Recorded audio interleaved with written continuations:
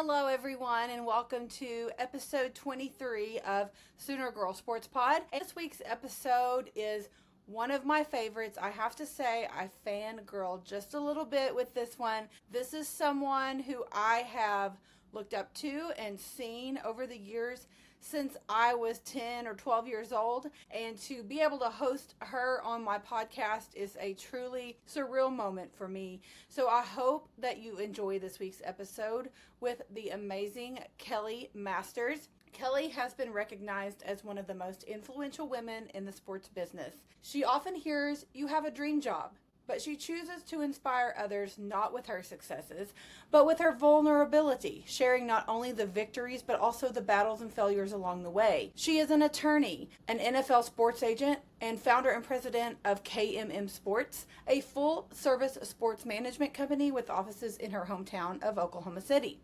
Kelli is an attorney, a sports agent, business owner, author, and speaker.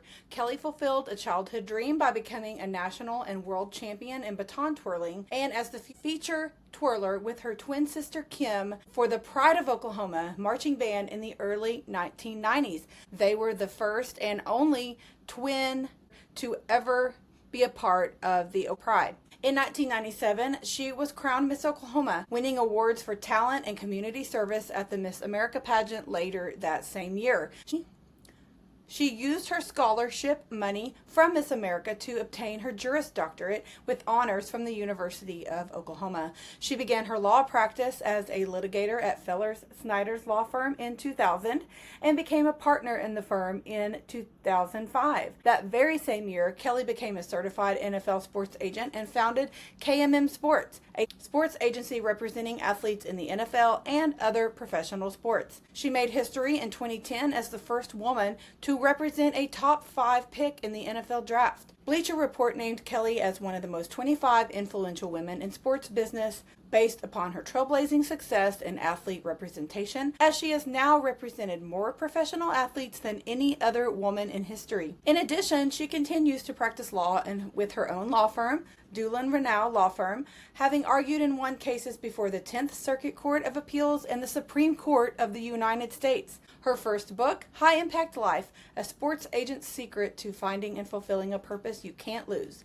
It was released in August of 2021. She continues to serve as president and chief player agent for KMM Sports. Additionally, she is the founder and owner of The Branch, a popular co-working office event space in Oklahoma City, and continues to be sought after speaker across the nation and around the world. She's also the founder of High Impact Life Ministries, a women's ministry devoted to helping women of all ages discover and fulfill their purpose. You can find Kelli on Twitter or X at KMM Sports and on Instagram at Kelli Masters. She is also on LinkedIn. I hope that you guys enjoy this fantastic episode and this interview with the amazing Kelli Masters.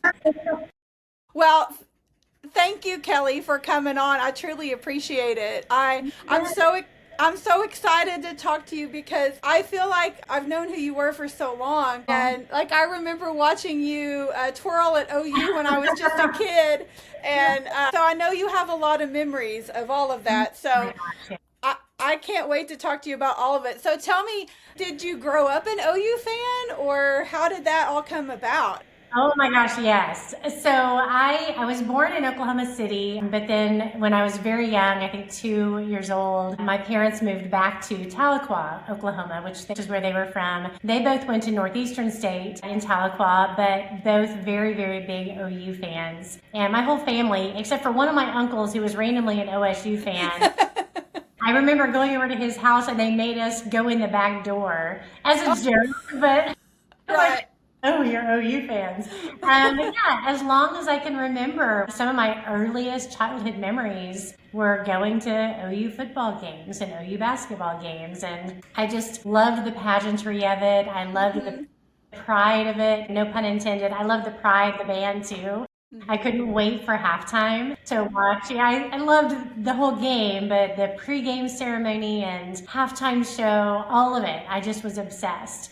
with all of it from my earliest days. And so, yeah, definitely grew up watching games on TV, and then, you know, special treats going to games in Norman, and then the occasional OU Texas game in Dallas. Yes. Oh my gosh. Yeah, that's a big Always one. part of my life. Yes. I remember my dad taking me to my first OU Texas game, and I was about 10 or 12. I'm thinking, okay, I can't imagine taking a child Right? down there, so it's kind of funny that he took me, but crazy. No, I was it probably is. about the same age when I went to my first one, maybe a little bit younger, actually. I remember when Commerce Street was a big deal, all the Oh fans yes. in Commerce Street. Just, yeah, so many memories. And I grew up knowing that I needed to keep my options open. I had started, my sister and I both became baton twirlers because of going to the OU games and seeing the tour Okay. time. That was the whole dream. Oh, that's Was cool. for both of us to get to twirl at OU. And so we both grew up competing and trying to get to that national, you know, level where you're recognized nationally, because OU would not have a feature twirler unless she was a national champion or a world champion. Wow. You Okay. really had to be the best of the best for them to even consider you. And so our goals, our whole entire, you know, young lives were to become, you know, successful enough in baton twirling to be considered to twirl where we really dreamed of twirling. And I knew I had to keep my options open to going to school wherever the opportunity really was. And we signed up for tryouts at other schools. In fact, University of Texas was one of them. Where Oh my gosh. my sister and I we both applied, and when we finally got to that point as seniors in 1991 in high school, we got to try out for the OU twirler spot, and we tried out against each other because we only had one twirler. And the idea was if one of us won at OU, the other one would go to the Texas tryout the following weekend.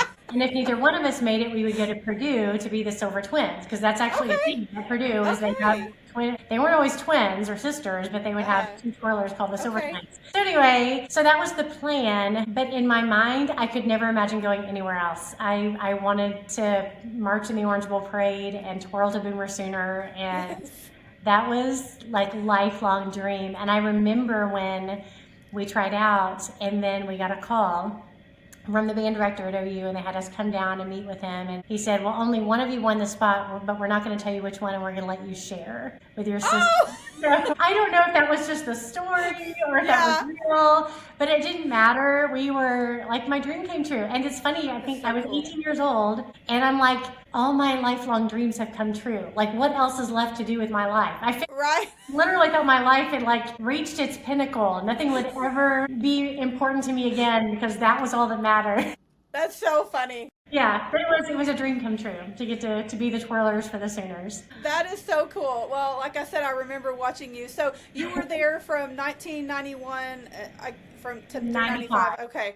Yeah, so I was 11. Oh my gosh. So when you started, I remember going and watching you and your sister, and I thought it was so cool that there were two of you. So they knew what they were doing by giving you both a spot, because I think it's something that sticks out in the mind of a lot of little girls. So you know what? Yeah, and it's funny that I'm in my 50s now, and people still at the grocery store, or you know, I'm an attorney. I've been practicing attorney for 25 years in addition to being an agent. And I'll go to court, and the judge will be like, I used to watch you and your twin sister. That's hilarious. I will never outrun it. It's been part of my identity for the rest of my life. It totally is. Well, that is why I recognized your name for so long. And then when you started your agency, of course, I love sports and I follow the draft and all the things. So that got my attention as well. And I've always just been so impressed by everything that you've done, and you've accomplished so much, and I love to see all the different athletes that you sign with your agency, which I know you have a lot of Sooners, but just from across the landscape, and I do think that that's so cool. Thank you. So yeah, tell me a little bit, you're welcome, tell me a little bit about like what got you into wanting to do that, and did you start out as an attorney and then later, okay. So yeah, and this is such a fun story to tell, specifically to Sooner Nation, because every aspect of it, they can probably go, yep, remember that, saw that. So I started my law practice. So after I graduated OU with my journalism degree. I worked at Channel 9 here during my senior year, and during that year, a lot of news happened. Obviously, the bombing happened Oh, yes. that spring, and I also covered the O.J. Simpson trial, or followed them to report on for Channel 9, and so obviously really got interested in legal matters, and my father had been an attorney, which always made me not want to be an attorney. I probably worked so hard. He worried so much, and I'm like, my personality is way too much like his. I don't want to do that. And sure enough, I found myself in law school. So I went straight to law school. In the middle of law school, won the Miss Oklahoma pageant. So I took a year off, and then I actually started law school at OCU, where my dad went, and then finished at OU. So both are from OU technically. Okay. During law school, I kind of had this soul-searching time. Like I mentioned, my whole identity was wrapped up in being the twirler, being a twirler, which was a great thing. But suddenly when that came to an end, it was like, who am I? And which is why I identify a lot with helping a lot of my athletes that I work with now, that we start working on who they really are beyond the touchdowns, beyond the tackles, beyond the crowds, because at some point that's going to end. You can't play forever. I couldn't twirl forever. Yeah. And so I really went through a bit of an identity crisis going, what's my purpose? Which now is something that I get the opportunity to help a lot of people, and pour into them and help them really discover who they are and that their worth is not tied to just how many people know their name or what they've accomplished in their sports career. And so I went through that time. I decided, I'm going to finish law school, but initially I thought I was going to finish law school or maybe even drop out of law school, be done with law school, and go do mission work. I just felt like I had been on a stage my entire life, and now I just wanted to serve and be behind the scenes and make a difference in people's lives. And I really just went through this full-on surrender of my agenda and said, I want to know what my God-given reason for being on the planet is. Yes. And I really pressed into that. And interestingly enough, I had great mentors in my life, I always have, that have helped me sort of stay on track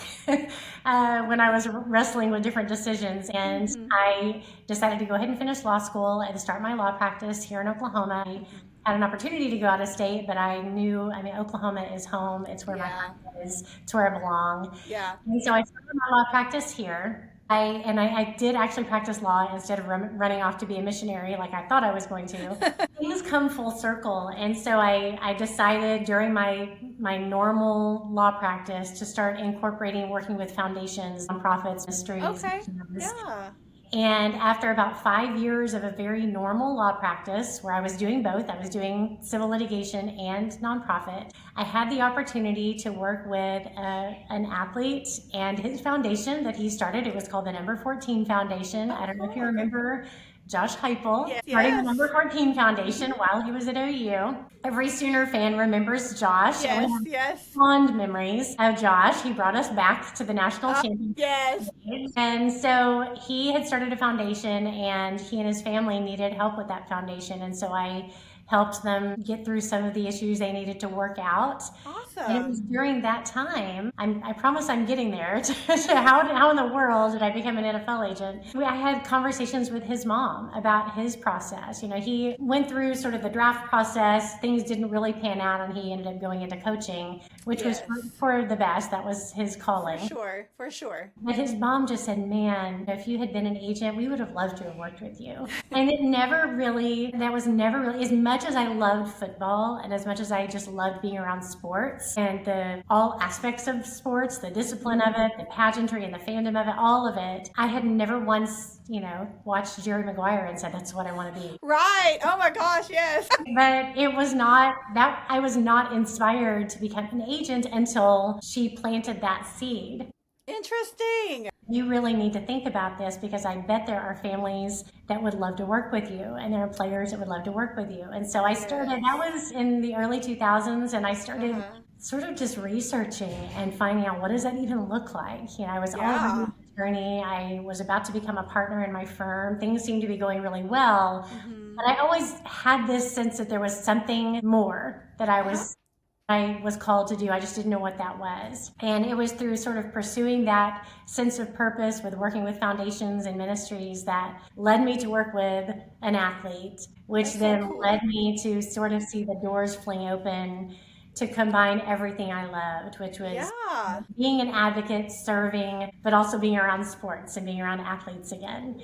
And it all just, everything just aligned. And I became a certified agent. I went through the whole process of becoming a certified agent, which, by the way, pretty much everyone in my life told me, Kelli, like, we love you, you're capable, but this is a really bad idea. And well, so many of them, especially attorneys, knew all the horror stories because the sports agent world is not just competitive. That's one thing. It is like next level corrupt and dirty. I can imagine. It's so gross. And so they were like, Kelli, you're such a good person. You're such a nice person. You shouldn't, don't even mess with it. And I'm like, but somebody has to do it right. Right.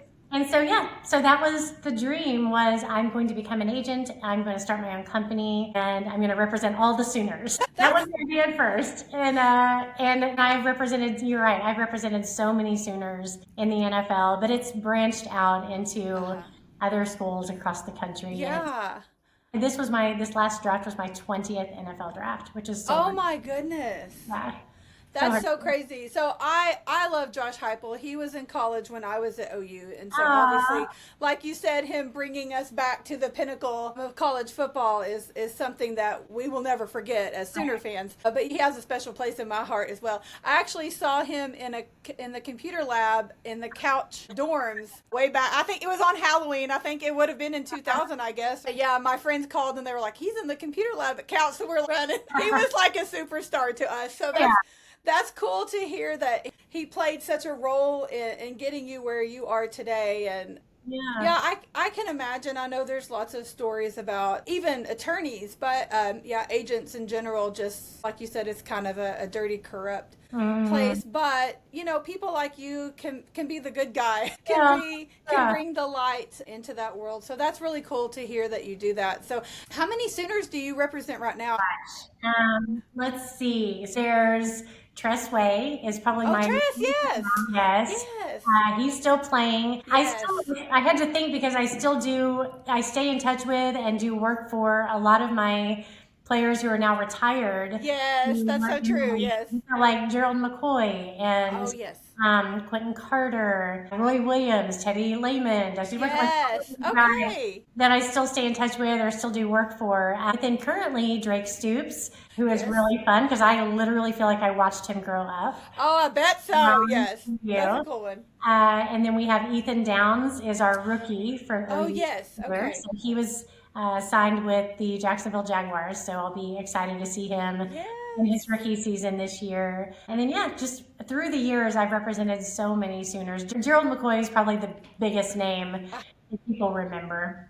That's so cool. Well, I love watching our Sooners at the next level. And I love football, so I would probably watch the NFL anyway, but that's one of my favorite things. I've gone to see Baker in Cleveland, in Tampa. We went to see Jalen last fall in Philly. And we're going to Phoenix to see Kyler this fall. So. You got the trifecta. You had to see all the quarterbacks. Yes, and I'm a huge Tom Brady fan as well, and have been for years. So we went to Gillette to see him. It was before COVID. I want to say 18 or 19. But Baker, I chose when Cleveland played at the Patriots, so I could kind of get the best of both worlds. But I just love sports. But I do follow the NBA, obviously the Thunder. Right now. Absolutely. But I like to follow our OU guys, Trae Young and Austin Reeves. But I love to watch our Sooners at the next level. And so that's really cool that you get to play a part in that. So Drake Stoops, I remember the year that we won the national championship, and him and Isaac were babies. They were babies, yes. And a baby carrier. I have a photo of Bob and Carol literally carrying their baby carriers, and I'm like, that's so crazy. And then, Drake's obviously a Sooner favorite. Oh, yeah. For so many reasons, but it's just so crazy to think that I sat there and watched him in a carrier. I'm sure you feel the same way. Oh, yeah. Yeah, just sitting down to meet with him when he was trying to make a decision about the NFL, and I met with him and Bob and I have known each other obviously for decades. Yes. And I've gotten to know Carol. Uh-huh. She's so lovely and so fun. They're just fun. I love all my clients' parents, but it's been really, really fun to be around Bob and Carol in Yes. their like athlete. Yes. So fun just to see him be a dad. I went out to LA to see Drake during the preseason last year with the Rams. He's still with the Uh-huh. Rams. Uh-huh. And I do have to clear the air. Like he had this thing that happened couple of months ago where he took an Adderall Yeah. and it showed up on a drug test, and everyone was like, "Oh my gosh, Drake is doing steroids." No, he took an Adderall to try to stay awake on a long drive, and Yeah. it was just a silly mistake. Yep. And the team like actually was like, "Drake, if that's the worst thing that happens, like you're fine, like you're Right. fine." But he's doing great. Good. He's signed to a 2-year deal with the Rams, but I went out to see him last year. He was on practice squad with them this last year. Yes. All year, but I got to see him play in the preseason, and just to sit, in the box next to Bob and Carol as they're watching him run out on the field for the first time in an NFL uniform. Bob actually leaned over and he goes, "What number is he?" That's awesome. So it was great to see him out there. But I will say, after going to so many OU games and watching his career, being at the Rams Stadium, every time he touched the ball, I expected to hear what? Like, Stoops, yeah. I'm like, they'll learn. They will. That's really cool. I would love to go out and watch him if he definitely becomes an active part on their roster. That is at the top of my list. Him and one of my really good friends is a huge fan of Danny Stutzman, and of course Billy. And so they're playing each other this fall, and I don't know if I can make that happen, but that would be a fun one to go to. Fun. It's cool to see our guys at the next level, and it really is. That's really neat. I've actually enjoyed. I've done. I'm not his agent, but I've done legal work for Baker and Emily on their foundation. Oh yes, okay. I still work with foundations. Yes, that still is a passion of mine. And he and Emily are just. It's so fun to see who he's become. Yes. He's always been talented and a superstar, but to see who he's stepped up to become as a leader in the community, even in Tampa, and Emily right by his side, they've just made such an impact where they've been and in Tampa. And I've been going to Tampa games for, oh my gosh, 16, 17 years now. And it's so fun to see where the Buccaneers are. And now Baker having such a great career moment there. It's exciting. That is really neat. I am a huge Baker fan. And I always say that if he ever met me, I feel like we could be friends because we have a lot of similarities because we're both obviously crazy OU fans, but we're both kind of salty, maybe say things we shouldn't say. And so I feel like we could be friends if we were to ever meet. So I do. Baker has a special place in my heart. My husband got me a signed Baker jersey for Christmas a couple of years ago that I inherited quite a bit from my dad who passed away, but we have so much stuff. But my Baker jersey, it means a lot to me, and it's on my list of goals in life is to hopefully someday cross paths with Baker because it would make my whole day. Him and Barry Switzer. I've never met Barry. Really? I feel like everyone in Oklahoma has met Barry Switzer. I do too, and I guess I just need to go hang out at Midway Deli one day and just until Barry comes in. I feel like everyone's met Barry, but not me. But my time will come. I hope. My dad was a huge Barry Switzer fan, and I grew up hearing stories about him and watching him. And of course, we were never Dallas Cowboys fans. In fact, my dad taught me to say "Boo Dallas" as a very young child.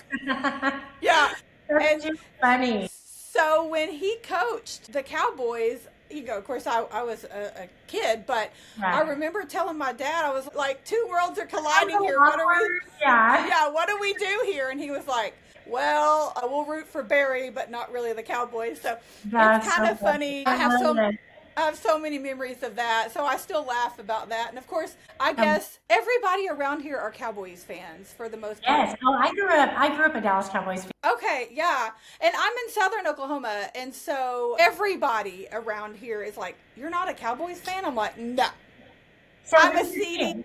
Yeah. Who's your team then? Do you have an NFL team, or is it just yours and that's it? So I was a Patriots fan for years because of Tom Brady. Because of Tom. Yeah, and so I have since become attached to the Chiefs a little bit. I do love Patrick Mahomes.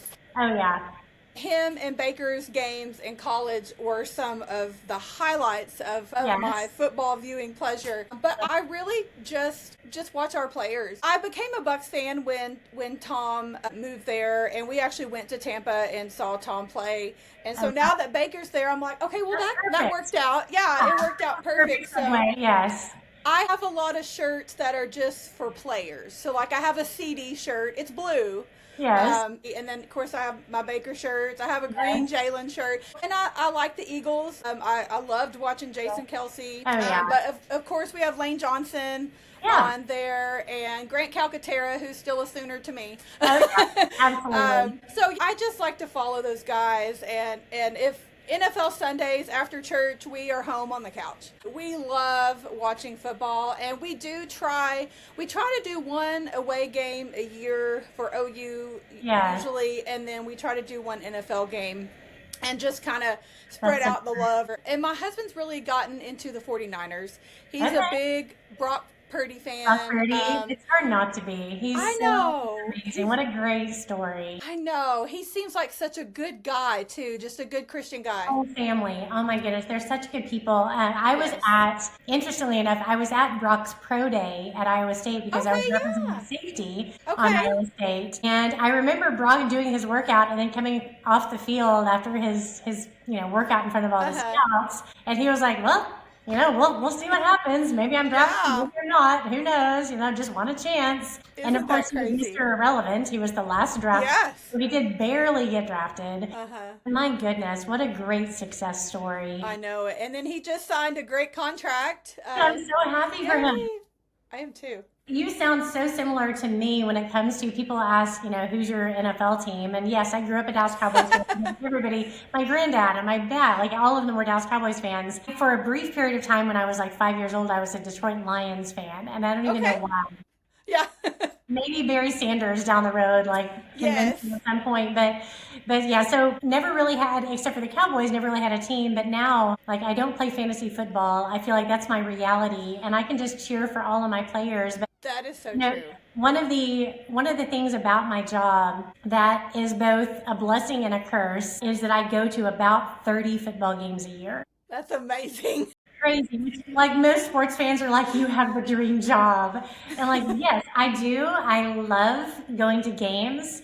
But it also, when you're traveling and you're at a game Thursday night and then Saturday Yes. and then Sunday and then Monday and you're in different cities and Yeah. like racing to get to the rental car Time place zones. and Yeah. then like waking up going, which city am I in? And just praying your flights don't get delayed. And then it's, going to a game it's an event. It is. It's not like you just roll up to the stadium like 5 minutes before and walk in and then just leave whenever. Yeah, It's it's an the whole thing. all-day thing.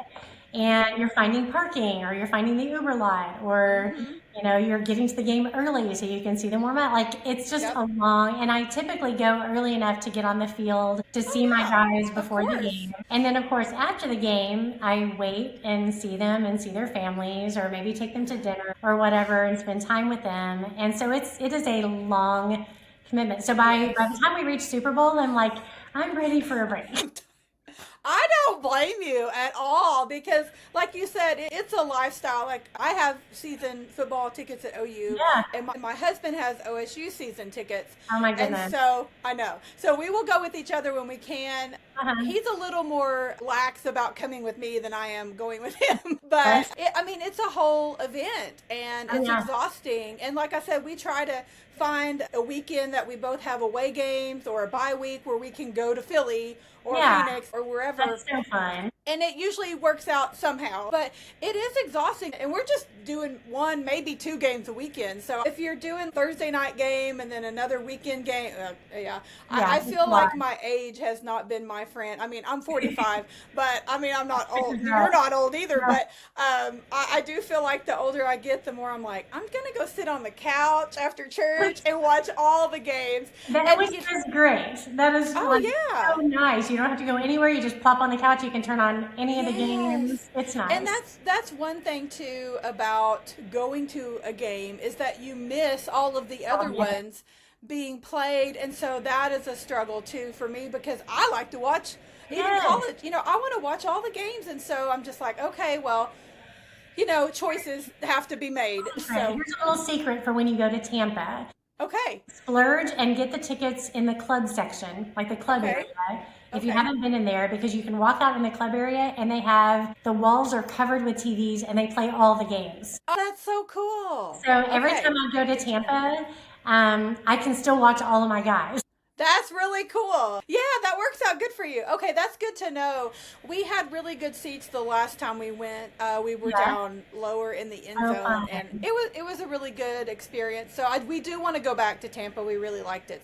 Tampa's an relatively easy trip because It really everything, is. the airport, the stadium, Yes. all the hotels are all like in one place. Yes. And Yes. it's so easy relatively to get around. Even It when, is. it's game day traffic, but you're gonna have that Yeah. anywhere. But it's For sure. compared to like going to like a Patriots game or Oh gosh. Yes. yeah, which is a lot. When we went to the Patriots game, obviously we were staying just outside of Boston, and so we were told to ride the train into Foxborough, and so that's what we did on game day. And something had happened on the train track, and we were sitting on the train for over 2 hours, and we had planned to get there early because that's just what we do. And thank God that we did, because we walked in and it was a rainy day. It was horrible weather, but it happens. That's Foxborough. So we get there, and they're doing pregame as we're walking up to the stadium, and I'm just glad we made it, because, Yes.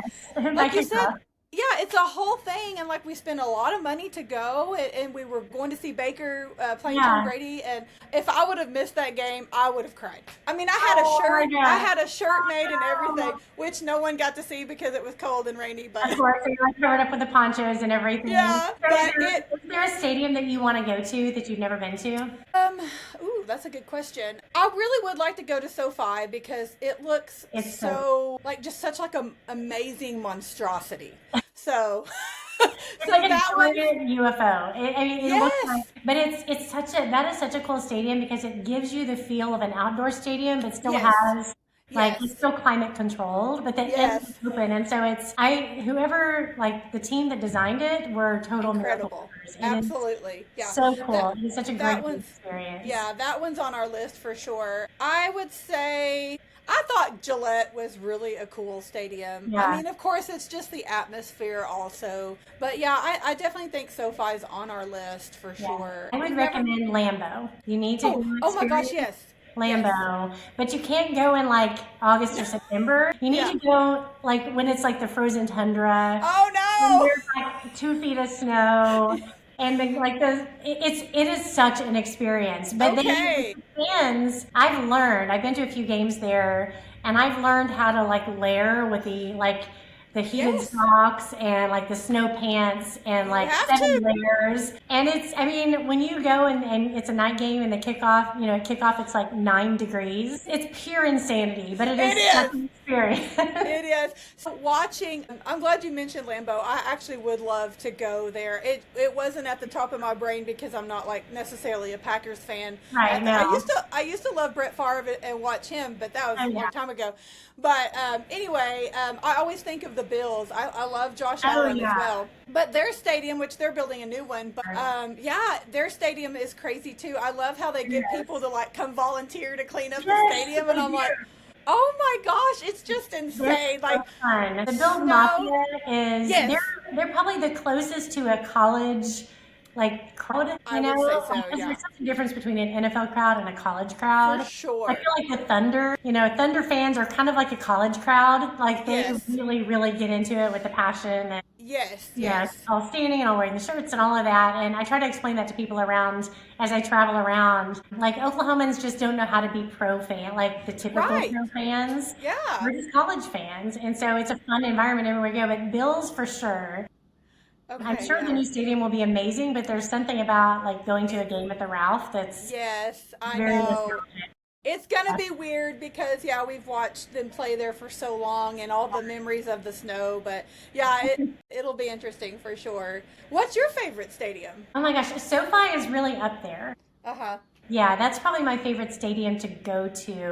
Hmm. I actually like Ford Field in Detroit, Okay. which is Yeah. weird. Most people don't think of Yeah. going to Detroit and enjoying it, but I love one of my favorite restaurants in the world is like really close Okay. to the stadium. It's just a Awesome. really good for an older stadium. It's a really good stadium. Okay. Very easy to get around, lots of options. And the fans are still like, through the ups and downs. They've had some good years, obviously, recently. Yes.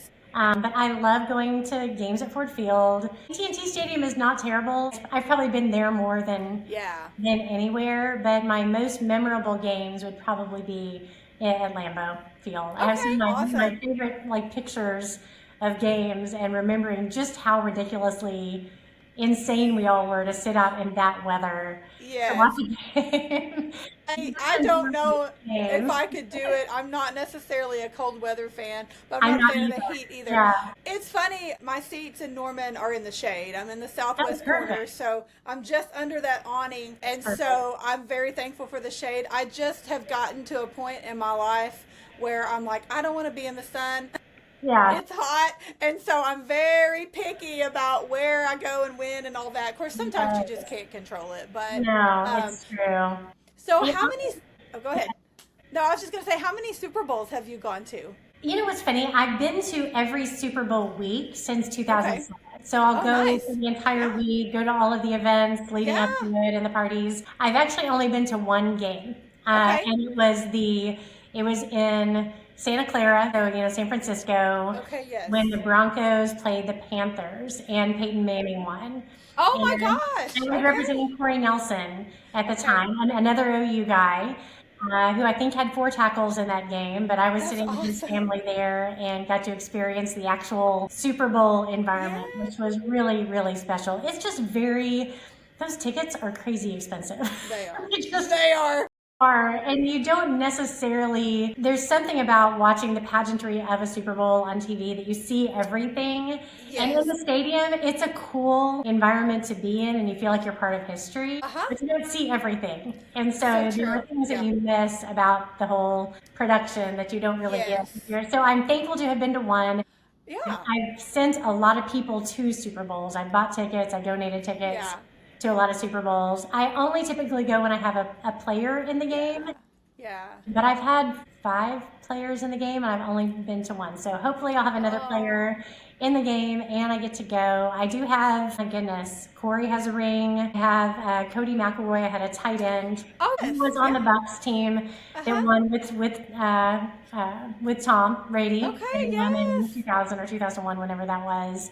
And then I have, trying to think of any other Super Bowl fans or Super Bowl winners that I have. I think everybody else came that close Yes. to winning the Super Bowl. And it's funny how players that I've had that have gone to the Super Bowl and have lost, it is so devastating to them to Oh. get that close. Almost all of them are like, thankful for the experience, but I almost wish that I hadn't gone and lost. Like, does that make sense? Absolutely. Losing the championship game and then not going to the Super Bowl. It's so to Yes. get that close and then come up short is really, it stays with them for a Oh long, my, I can long imagine. I think time. about that picture of Jalen a couple of years ago when they lost, and you Yeah. could just tell. And I can't remember exactly what he said, but something like, I'm not going to let that happen again, or I'll be back. And then he came back and did. So, yeah, Yeah. I think of that picture of him. But, yeah, Yeah. the Super Bowl's definitely on my bucket list. I don't know if it'll ever happen, but I will say, Well, if Baker or when Baker makes it at some point, I'm gonna have to because like I said, he's my dude. I feel like he's like a little brother. yeah, You yeah. know, He but is, he he doesn't. doesn't know it. Yeah, Yeah, he he doesn't know. Yeah, he doesn't know that we're friends. But yeah, if he ever makes it to the Super Bowl, I feel like I'm gonna be like to my husband, okay, what can we do? Like, let's make this happen. Yeah. Yeah. Even going to the Super Bowl city, like Yes. I go every year, and it's so fun. It's such a Yeah, like the fun, week of. Yeah. joyful environment. It really is. That's so Even cool. whether you're a fan or not, it's just a lot Yes. of fun to be sort of around the biggest sporting event in Oh, the for world. I will say sure. I have my bucket list has always been to go to all all the NFL stadiums. Yes. And I That's didn't realize how close I was until a couple of years ago, and I realized that there are only 2 that I haven't been to, which is Oh, wow. crazy. And I'm going to both of them this year because Oh, the good. Steelers drafted one of our guys. So Okay. I'm going to the Steelers, to Pittsburgh for the first Uh-huh. time. I've been to Pittsburgh, I've just never been to a game Uh-huh. with the Steelers, so I'm looking forward to that. And then the Carolina Panthers. And I've had Carolina Panthers before, I've just always been to their away games. And Right. I've never been to the Carolina Stadium. So How cool. check all the stadiums off my bucket list.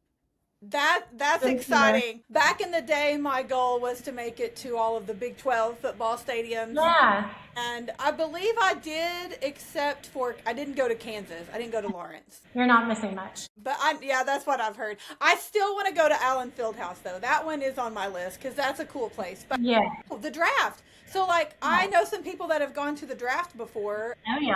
And I almost kicked myself for not having gone when it was in Dallas just a few years ago. I feel like that would be a really cool experience. And I guess you gone? Fun. Oh, yeah. Okay, yeah. I'll say this, the whole draft experience, I'm kind of, this sounds terrible. I'm kind of on the fence about this. I love to see where the draft has gone to where now it is a huge fan event. Deal.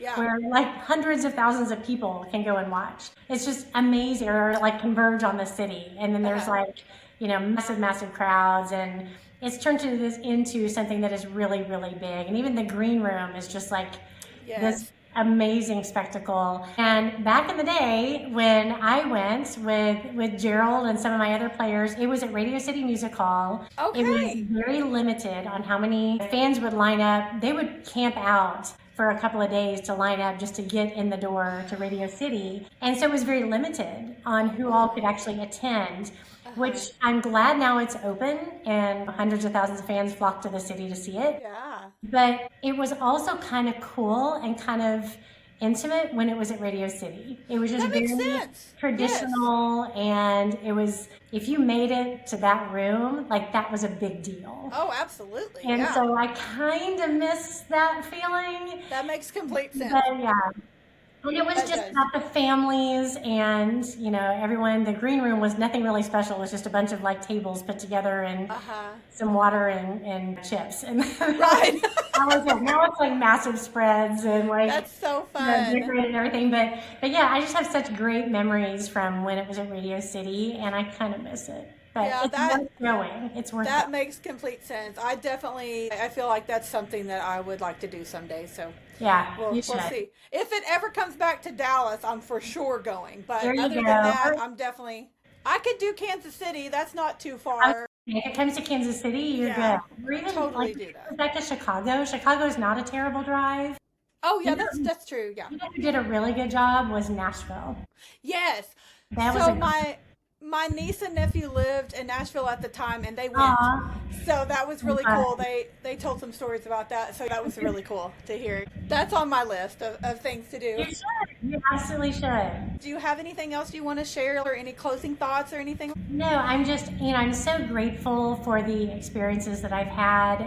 A lot of people will come up and say that they've followed my story or followed my career or whatever. And I'm so grateful for people who hopefully have taken some inspiration from it. I never want to be that person that's like, look at me, my life is so cool. My life's so good. Because I see, like, everyone sees kind of the highlight reel or the mountaintop moments. Yeah. And they don't necessarily see the struggle and the challenges and the really, really, really tough situations and tough days. And that's been, it has been a really long journey, and with some amazing experiences sprinkled in, but most of it's either mundane or very, very tough. And so I'm truly grateful for those mountaintop moments, for those moments of joy, and really for the long haul. One of my favorite things about being an agent is seeing my guys, once they retire and become dads, and they're coaching their kids, and they're really getting to enjoy life and still feeling this sense of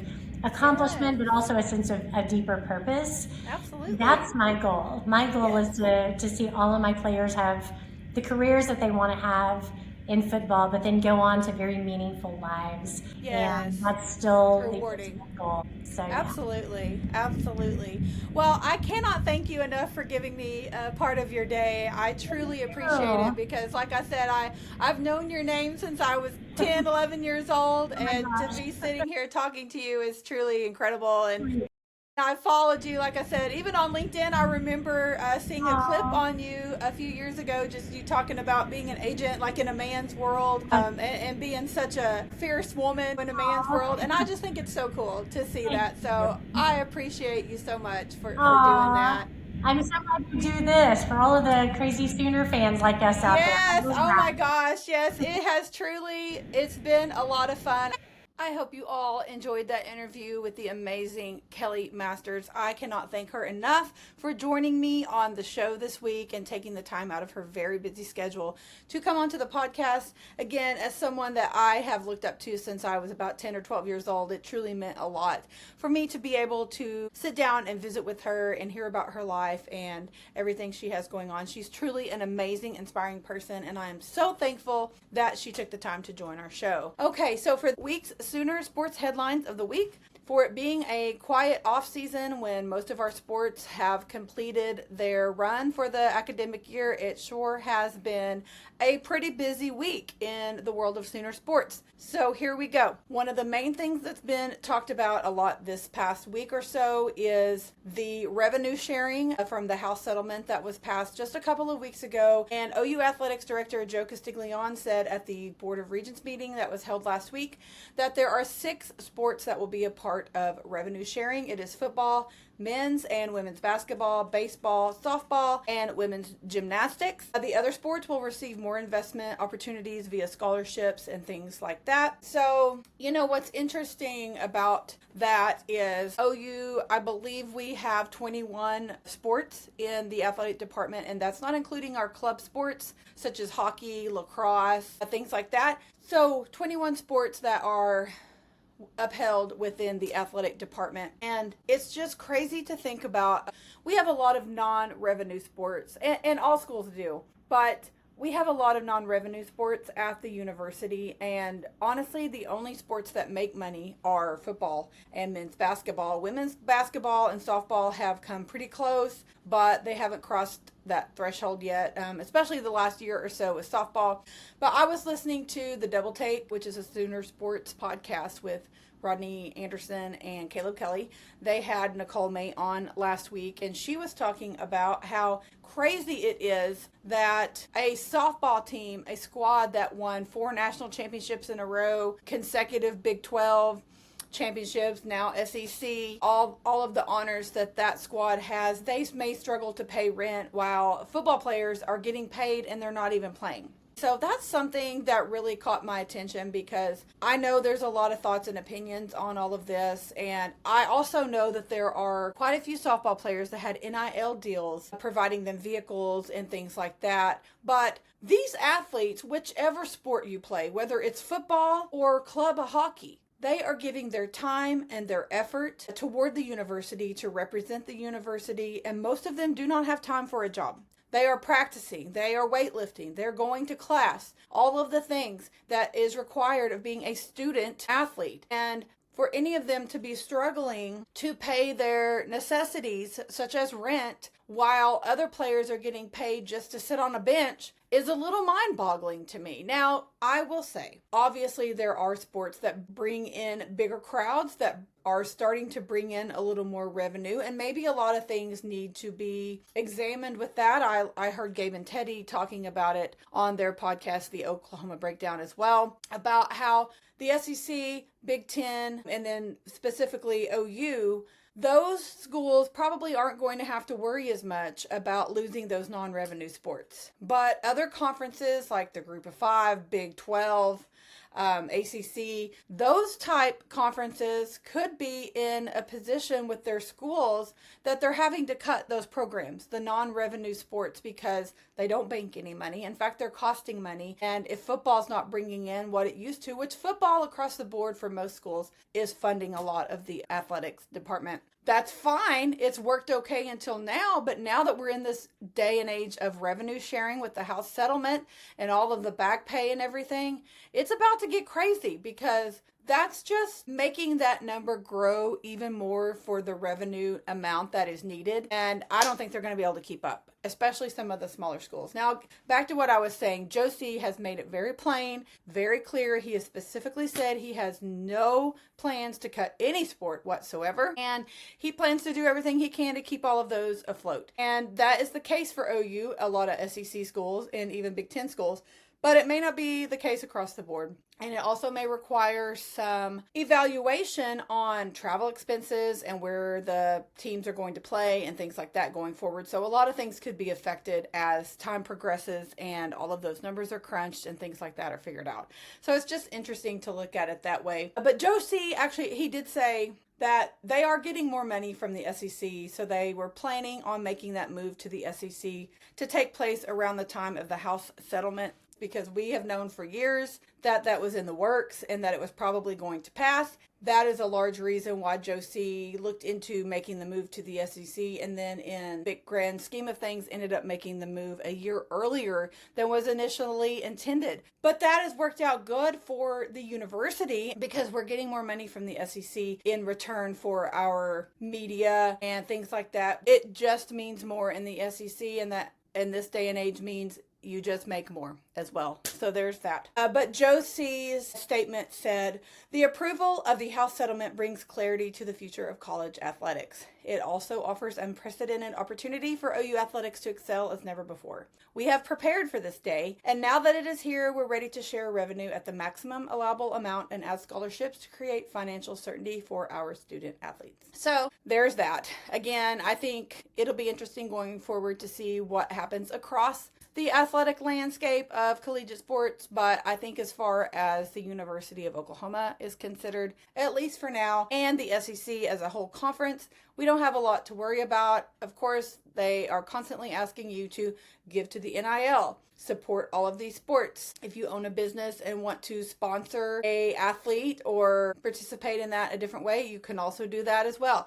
But the One Oklahoma NIL Collective is a great way to support this. And I know it's hard because sometimes we have to make choices. Do I want to spend my money to actually go to the game, or do I want to give to a collective? And well, we all have limited funds, and you just do what you can do and support the way that works best for you. And if you are some of the ones who are abundantly blessed financially and you choose to give above and beyond, we thank you so much. Anyway, going forward, it'll be interesting to see how things look. But as far as Sooners, as far as the University of Oklahoma for now, I don't think there's a ton going to be changing anytime soon. On the subject of football, we hired Jonathan Gress as the head football trainer. He was the director of rehab for the Saints, and he was brought on to the university just last week. We did host the Championship U barbecue on June 7th, and Gabe Eichert said he saw a lot of large humans. Chris Plank and I briefly mentioned that on last week's episode as well. A big recruit name that keeps coming up that was present for that event was Bo Bentley. He is a quarterback from Texas. We are really hoping to nab that name in the class of 26.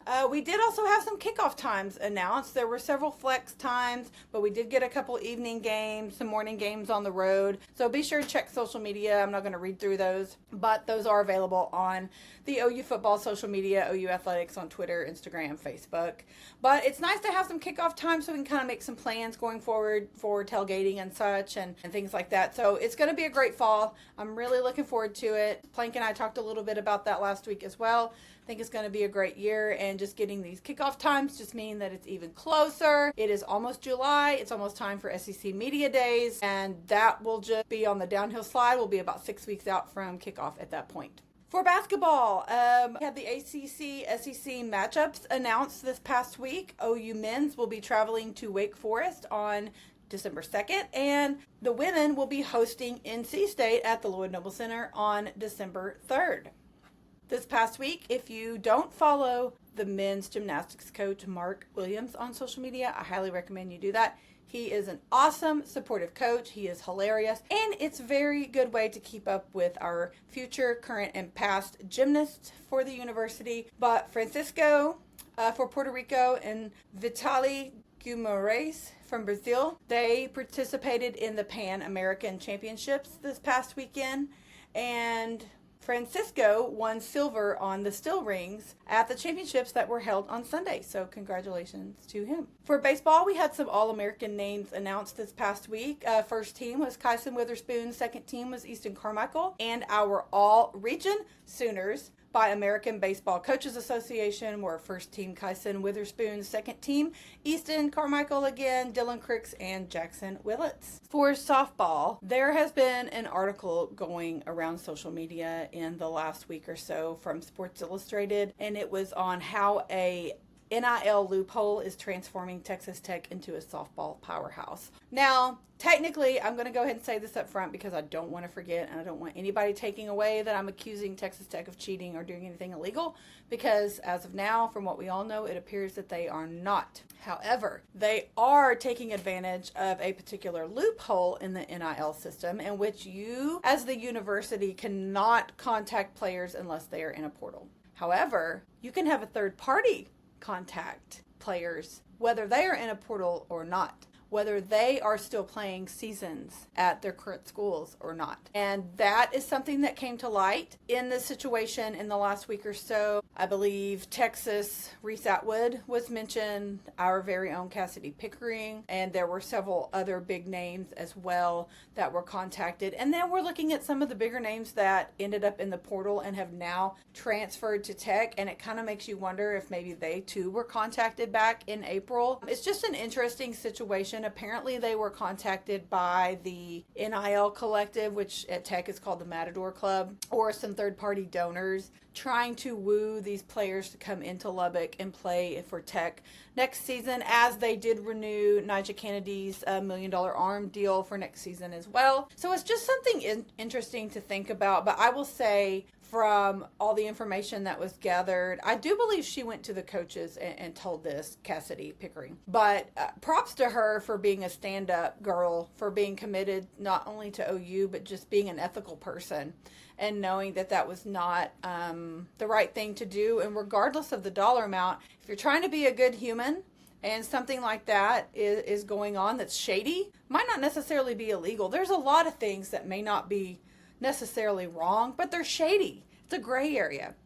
And you have to decide for yourself whether that's something you want to be involved in or not. And it's not for us to decide how people handle that, but apparently that's kind of what's going on. As you have probably seen, Tech has recruited Taylor Pannell from Tennessee, Mia Williams from Florida, Caitlin Terry, the pitcher from UCLA. Plank and I talked about that last week. And there's a couple of others too that their names are escaping me, but just kind of makes you wonder what's going on behind the scenes. Not accusing any of those people of being involved in that. I have no idea. But there were some names mentioned, like I said, Reese Atwood and Cassidy Pickering for sure. The other names I don't recall in that article. But if you're interested in finding that article, you can Google Sports Illustrated softball news. The title of it was How an NIL Loophole is Transforming Texas Tech into a Softball Powerhouse. So it's an interesting read for sure if you want to read up a little bit on that and maybe some shady stuff going on. For soccer, we had the 2025 exhibition and non-con slate announced just a couple of weeks ago. Natalie Hofer from Broken Arrow signed an early commitment to us and has reclassified. She will be coming to Norman this fall, so that's a very exciting addition, according to Coach Matt Mott, who I interviewed Coach Matt Mott and our senior forward Hadley Morrell just a couple of weeks ago for the podcast, and their episode will be airing at the end of June, so I'm very excited for you guys to hear that one. But for wrestling, we had 6 transfers signed to the team, and so we're excited for those additions coming in to the fall. We had Peyton Keller from Ohio, Tyson Sharmoli from Wyoming, Tyler Wells, Minnesota, Brian Soldano from Rutgers, Jack Geoffrey from Virginia, and Rafael Hippolito from Virginia Tech. For tennis, it was just announced that the OU women will be hosting the Women's ITA Kickoff Weekend on January 23rd and 24th in Norman. So mark your calendars to come be a part of that. Now, I will say, if you've never been to a tennis match, I attended my first men's and women's match this past spring. You should get out and do it. Usually they are free. I'm assuming this one will be as well. Or if it does cost, I think when I went to regionals, it was like $5. Some of those they do have to charge if it's an NCAA sponsored event, like postseason regionals, we did have to pay. But anyway, if it's not free, it's just a few dollars. It's worth it. So mark your calendars for that. The Oklahoma men were announced that they will be attending the Berkeley Regional for kickoff weekend, that same weekend, January 23rd through 26th in Berkeley, California. For golf, our women's Gracie Mayo won her match in 19 holes to advance to the final 32 of the British Women's Amateur Championship. We had Sooners playing at the Southwestern Amateur Mountain in Scottsdale with Reagan and Michaela. And our men, the Sooners in summer officially started. Ryder, PJ, and Clark all teed off the biggest golf tournament in Pennsylvania this past week, and Jay Summey routed Daniel Bennett in a Red River rivalry singles match at the Palmer Cup to post a 3-1 record on the week for Team USA. We also had a couple of All-Americans announced for our guys: Jace Summey, Drew Goodman, Clark Van Gallen, and Ryder Cowan. So congratulations to them. Okay, I saved the best for last because if you were not following our track and field team this past weekend as they were in Eugene for the national championships, you missed out. It was all televised on ESPN Plus. I was able to tune in to some of it, and it was really cool to see. These athletes are incredible, and it was just a lot of fun to watch. It was such a successful weekend for our team. I'm just going to read off the individual awards that we had. We had 15 athletes that competed. Tucker Smith, he debuted his first time ever at the championships, and he ended with an honorable mention award, 21st place in shot put. Anthony Riley concluded his collegiate career as a second team All-American and 16th in the long jump. Cassidy Gallagher capped her second visit to the outdoor championships with an honorable mention honor as well. She placed 19th in the hammer throw. Jenna James capped her collegiate career with an honorable mention award and placed 19th in the 400-meter hurdle. Kennedy Clark finished up with an honorable mention award as she placed 20th in the hammer throw. Leah Gerudo advanced to the steeplechase final and collected an honorable mention. And Pippa Lotta Enoch, if you have not seen that girl, she is incredible. First of all, she just has the sweetest demeanor to her. If you don't follow her on social media, she is one of the most accomplished Sooner track members that we have ever had in the history of the university. She cleared 2 of her career best en route, winning gold. She placed second in the long jump, and that jump ranked 5th all-time in OU history. Pippi also won her second career NCAA heptathlon title. That's 7 events over the course of 2 days that she participates in.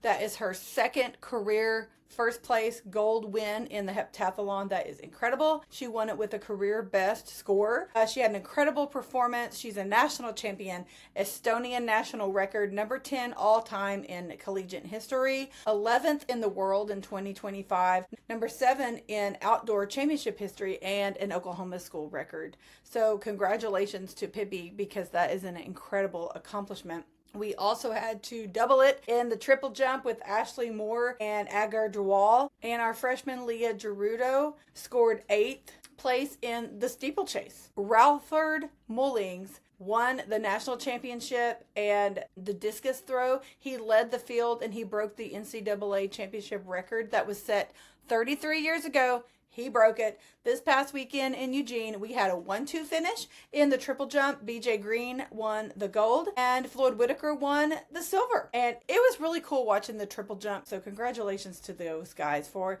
taking the 1-2 spot in that event for the university. And a 3-time first team All-American was Kyron Washington. He shared 6th place in the high jump and scored for the Sooners. The Oklahoma men finished 6th in the nation, and it's the highest team finish in 28 years and the second best performance in program history. And our women's team finished 14th overall. And I would also like to give a shout out to Olivia Luking. She did not qualify to go to the national championship in Eugene. However, she was named to the Vulcan Vault team this past year, as she is a graduate of OU, 5-time conference champion, 6-time NCAA All-American. She has a PR on the pole vault, and she is joining the Vulcan Vault on July 12th at the Pelham Civic Center, and that is Olivia Luking. You will want to follow her online to see on social media how she does at that event representing the university. So congratulations to her. Okay, I think that about wraps up our Sooner headlines of the week. That was a lot of information. I hope that you all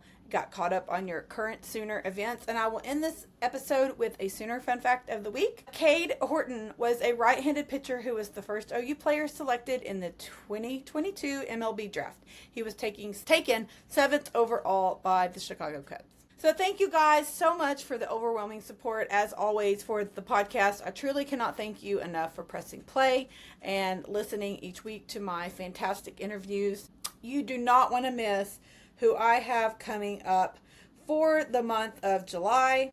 I have not released it yet on social media. I have coming up Toby Rowland, the voice of the Oklahoma Sooners. I have Bruno Naveen, men's tennis player. I have James Thomas, the track and field coach. I have a gymnastics super episode with Brenna Dowell-Barnes and Mackenzie Wofford. And I'm also introducing a new series that I'm starting that will probably air once a month or so, called The Crimson Chronicles. It's a fan series where I will be interviewing and talking to fans about if they are Sooner born, Sooner bred, or if they are Sooner built. And I have a very special Crimson Chronicles episode coming up in the month of July. You won't want to miss it, so stay tuned on social media for all of that. If you do not follow me on social media, I'm at Sooner Girl Pod on literally every platform that there is. Please be sure to go like, follow, subscribe, download, share with a friend on your podcast app. Please leave me a review on Facebook as well. I have merch for sale. You can subscribe on Substack so you don't miss anything. All big events and announcements will be sent straight to your inbox for free. You can subscribe to that. You can also subscribe to The Locker Room for $5 a month. That's my girls only community. We have a chat on the Substack app, a private stories feed on Instagram. We do in-person and online meetups every month. You get a discount on your merch. You're the first to find out all of the inside information, and there's so many great perks. It's $5 a month. You can sign up for that. And I also have advertising and sponsorship opportunities if you are a business owner and you want to support my mission with women's sports and women having a voice in the world of Sooner sports, and you see all of these guests that I have coming up and you would like to have your name next to that, please shoot me an email at SoonerGirlSportsPod@gmail.com. And my link tree is my link in bio on every platform that has everything that I have just mentioned is linked on the link tree. And again, you can find me on all social media platforms at Sooner Girl Pod. So thank you again so much, everyone, for listening, for tuning in this week. I hope you enjoyed my awesome interview with Kelli. And next week's episode is another great episode with the soccer coach Matt Mott and senior forward Hadley Murrell. So you will want to tune in for that one. So thanks you guys for tuning in. Boomer Sooner always, and I'll see you next Wednesday where we talk sports.